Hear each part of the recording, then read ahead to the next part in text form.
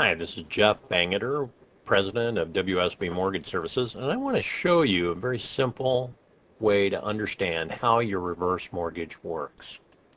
First off, I want to just do a rudimentary diagram of your house. So envision with me, this is your house. And what we're going to do is we're going to split that house into two parts. The lower part is the principal. These are dollars that you get to spend and enjoy and utilize in any way you want. The top part of the line is the interest that would be set aside to take care of the lender. So as we do the reverse mortgage, obviously the lender has to make money, so that portion is going to be reserved for them. It's not that they get it all, it's just reserved for them for interest payments.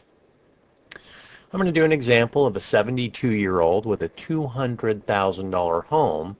And in that example, under just an interest rate assumption that I'm using, the portion that would be available for you is $143,000. Everything above the $143,000 would be reserved for interest for the lender to lend you this money.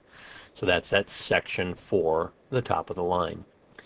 Number 5, upper left-hand corner, you'll see is the interest, and interest rates change every week, and so you'd actually have to get a quote to find out exactly what the interest rate would be and exactly how much money would be available.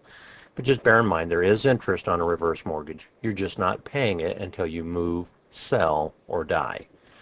All right, number 6 is the section below the $143,000. That's all the money that's reserved for you.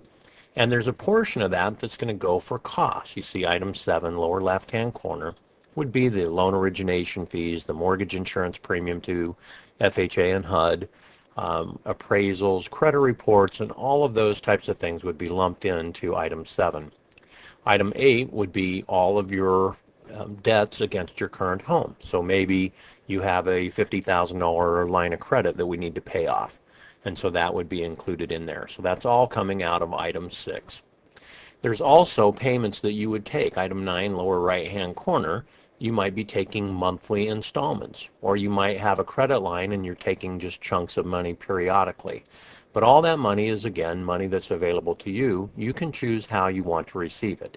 You can take it all at once, you can take the monthly payments, or you can just access it whenever you need it or want it.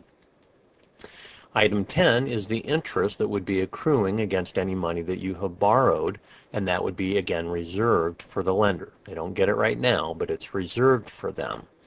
And then what would happen if your home appreciated? Let's say that $200,000 home appreciated, then there's going to be more money available for you and the lender. There's also a credit line growth if you do in fact take the credit line, which is going to guarantee that the portion available to you is going to increase by whatever the current interest rate is. And so that's an increasing option only if you take the credit line growth. At this point, I'd like to stop and just point out a very simple aspect of the reverse mortgage. Many people, there's a big misconception, they think somehow you're giving your house to the lender. That's absolutely not true. Let's say at this point you decided to pay off the reverse mortgage. Either you're going to move, you're going to sell the house, or you passed away and your heirs are choosing to pay off the reverse mortgage. How much money is owed to the bank? Very simple. The money you have actually taken. So item 7, the grayed in part, item 8, the grayed in part, item 9, any money you personally took, and item 10, the interest that's reserved for the lender. That's all the lender gets. So it's really not as complicated as a lot of people like to think. So just think of this diagram and think in the grayed out areas are what the lender gets after this loan gets paid off.